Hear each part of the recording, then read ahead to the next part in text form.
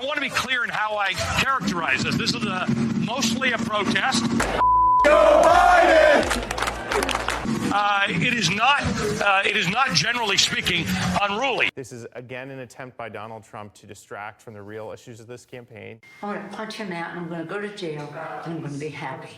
It comes from China. That's why. It comes from China. You're not going to get COVID if you have these vaccinations.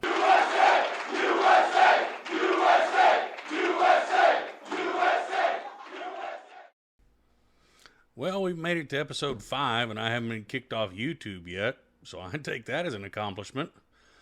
Another truly heartfelt thank you to all those who've taken time, once again, out of their busy day to join us here on Divided We Fall, the podcast that will not be woke, will not be politically correct, and where no one is safe from being called out for hypocrisy.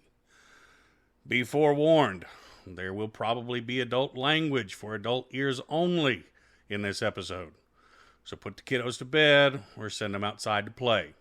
Divided We Fall will always be brought to you by AR Tactical LLC, Houston's finest concierge firearms company. They bring FFL transfers, LTC classes, and firearms proficiency training to you at your home, office, church, or wherever you're most comfortable. So go find them on Facebook and give them a like at AR Tactical LLC or call 346-465-5994 to discover how they can cater a class to your needs today.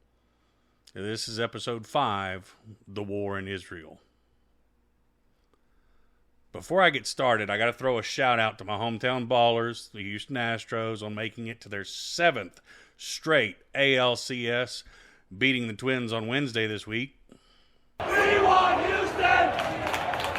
We want Houston! We want Houston! Be careful what you wish for, Twins fans. Honestly, I planned on taking this week off from recording. The reason being is typically I do all of my audio cuts Thursday night, and then I do all of my recording and splicing on Friday. This Friday, I'm going to be heading out with my parents, my sons, and their significant others. We're all going to head south and get in the path of totality for this Saturday's solar eclipse. Then, in one of the most cowardly displays of barbarism in recent memory, the bottom-feeding terrorist organization Hamas decided to rear its ugly head and attack Israel in the most grievous of fashion. I felt the need to record at least an abbreviated segment to discuss some of the circumstances surrounding this dastardly act and how it can affect the rest of us. Hamas, who's been losing popularity with the Palestinian population lately, needed a propaganda win, so they struck out against their sworn enemy in Israel with a multi-pronged attack in the early hours of Saturday morning. While a barrage of rockets fired further inland kept Israeli heads down, Hamas militants crossed the border by vehicle, by foot, and in a new twist, by paraglider. Their purposes were to inflict massive casualties and to take large amounts of hostages. Unfortunately, when I say mass casualties, I'm not just talking about Israeli Defense Force soldiers, I'm talking about Israeli citizens. These savages left a trail of death as they poured across the border into approximately 13 Israeli cities. They attacked civilian targets, police stations, homes, hospitals, and one of the worst, a music festival that was taking place in rural farmland near the border. Israeli rescue services would later report that 260 bodies were recovered just from the concert goers. Unfortunately, an untold number more were taken hostage, sometimes on video that was later released on Hamas social media. It didn't stop there. Everywhere they incurred, they took hostages and videoed themselves doing so in an absolutely repulsive display.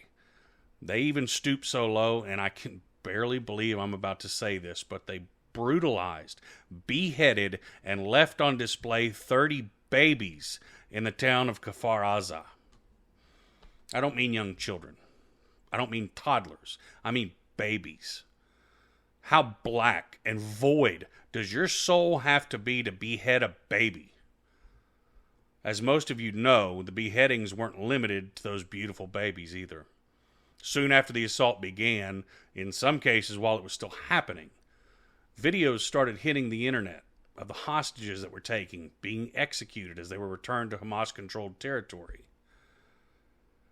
Now, I'm not going to get into the whole history of the Israeli-Palestine conflict, because honestly, after this level of brutality, it's a moot fucking point. There is no amount of unpopular history that could warrant anything like what has transpired since early Saturday morning. What I will do, however, is call out certain groups right here in our own country who at the very least refuse to condemn these atrocities, with some even expressing support for them. A pro-Palestinian march Saturday in New York was supported by the Democratic Socialists of America. For those keeping score at home, our favorite congressional twat waffles known as the Squad and their new boy toy Jamal Bowman are all members of the Democratic Socialists of America. Now, their responses were measured, to say the least. AOC saying, "I condemn Hamas's attack in the strongest possible terms. No child and family should ever endure this kind of violence and fear. And this violence will not solve the ongoing oppression and occupation in the region. An immediate ceasefire and de-escalation is urgently needed to save lives." Condemnation while still getting that jab in about their supposed Israeli occupation. Meanwhile, Bowman said in a statement, "We need a way to end this deadly violence that is killing and traumatizing generations of Israelis and Palestinians alike, including the blockade of Gaza." Again, a lukewarm response at best. Rashida Tlaib, the bloated bitch from Michigan, couldn't even bring herself to condemn the beheading of babies. Terrorists have cut off babies' heads and burned children alive. Do you support Israel's rights to defend themselves against this brutality? We're just going to go through here. You can't comment about Hamas terrorists chopping off babies' heads? Do you condone what Hamas has done, chopping off babies' heads, burning children alive, raping women in the street? Silence. She would not answer. How in the world do we keep electing these brain-dead assholes? BLM, the absolutely corrupt organization that has collected millions in contributions around the country and done exactly zero good in black communities, posted on their social media feed a cartoonish drawing of a person parachuting with a Palestinian flag with the phrase, "I support Palestine." This is an obvious reference to the paragliders I mentioned earlier who attacked the music festival. So think about that for a second. They didn't have this meme just laying around. Someone actually created it after the fact to show they were supporting this specific attack. The New York Times instructed their writers to call these Hamas snakes gunmen in lieu of terrorists so as not to offend them. This isn't a war. This isn't an army. This is straight up terrorism, plain and simple. 1,200 Israeli citizens are dead in the first 4 days. Again, not IDF forces, citizens. A conservative talk show host I respect very much, David Webb, calls Hamas an army. But they are no army. An army is comprised of soldiers, and soldiers, for the most part at least, have morals. They go into a conflict to kill the enemy soldiers, not civilian non-combatants. And they damn sure don't rape women and elderly in the street and execute them. They don't rape, then kill children in front of their parents before beheading the entire family. There is no room in America for anyone who coddles such behavior. Anything but a conditionless condemnation of this savagery is window dressing. For once, I will support division, and I'll say anyone who supports the actions of Hamas or refuses to condemn them needs to pack their shit and move there immediately. It wasn't just Israelis affected. So far, 22 Americans have been confirmed killed, with another 17 unaccounted for and presumed to be hostages.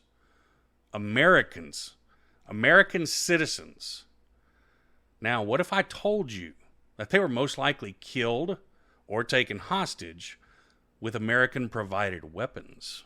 Whether they were arms and ammo that was left during the disastrous withdrawal from Afghanistan, or they were purchased with the $6 billion we just gave Iran, the chances are very likely. I was going to start a new feature next week. Kind of have a little fun, bring a little levity to these podcasts. But I think I'll start it this week, just without the fun and levity. We're going to name old Uncle Joe, the dunderhead-in-chief, our first hypocrite of the week. You see, it was just a few months ago when, during a prisoner exchange, Mushmouth returned 5 Iranian prisoners in exchange for 5 U.S. citizens being held in Tehran. Seems like a fair deal, right? Except that wasn't the end of the deal. To make sure he was fully bent over the barrel, Joe unfroze $6 billion in Iranian funds that were being held in South Korea following Trump-era sanctions. Iran and Hamas, while not precisely one and the same, have a long-standing mutually beneficial relationship.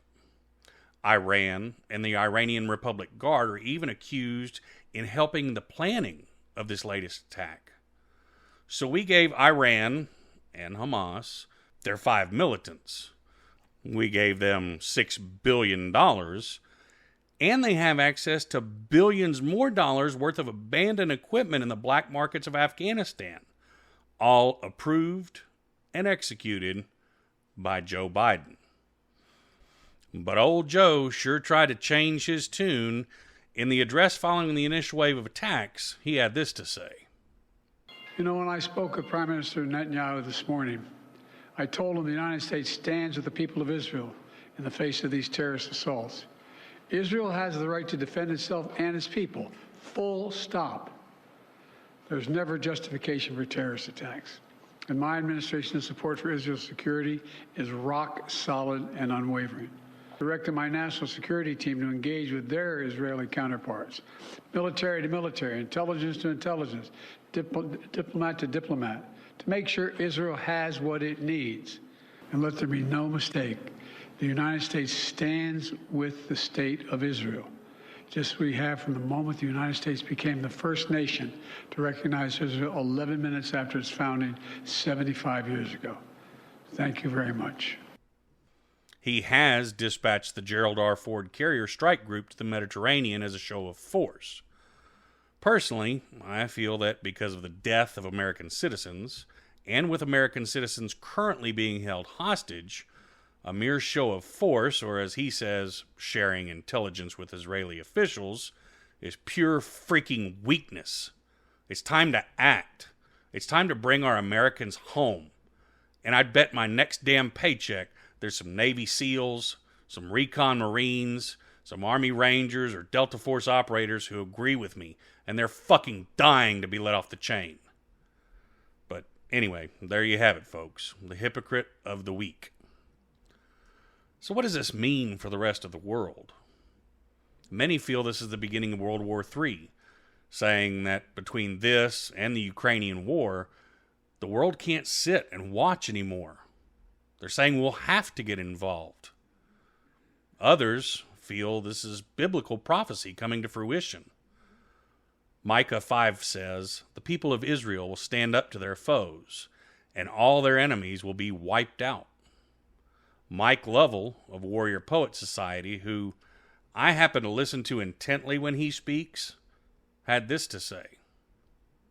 The 7th question I have is just how biblical is this? How apocalyptic is this? A lot of Christians are looking to Israel, recognizing this is end time eschaton kind of stuff. So there's certain biblical prophecies. Many have come true. Some of them are waiting to be fulfilled. Like, for instance, in the latter part of Ezekiel, it talks about the scattering of Israel.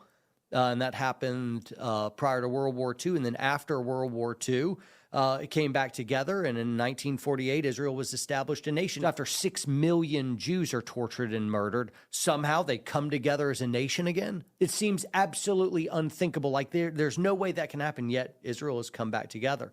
And now armies from the north, whether that's Iran reborn as an ancient Persia or whether it's Russia, who knows? But that's Battle of Gog and Magog. That's like Armageddon. That's Fields of Megiddo kind of stuff. And so Christians are looking at this like, is this it? I was laying in bed with my wife last night. We were turning in. We hadn't talked about Israel or anything. Yesterday was Sunday. And she says, what do you think is going to happen with the Israel stuff? We haven't talked about this. And I thought, well, I think it will be the start of World War III, which carries us toward an apocalyptic event, and then we'll see Jesus. And she's like, God, John. Others feel this will be a catalyst that activates terrorist sleeper cells around the world. This last opinion garnered additional fuel when the leader of Hamas, Khalid Mashal, released a statement calling for, well, something to happen this Friday. What he actually said depends on what website you read, because, well, you've already heard how I feel about journalists and news organizations. What they claim he said varies, anywhere from him calling for protest by Muslims in the states surrounding Israel, all the way through calling for full-on jihad and the spilling of Jewish blood and all their supporters starting at the Israeli border and spreading worldwide. And he's called for it today, Friday the 13th. This has created quite the pucker factor here at home, as many folks like to point out that during this open border administration, there's no telling how many Hamas or Muslim terrorists in general are currently in the United States and awaiting such a call. Those same people are saying this could be the time that they activate and begin to attack Americans, unleashing their terror campaign here, too. At this point, I feel like I should issue a formal warning. Me personally, I don't necessarily feel like we're about to fall victim to some swath of terror.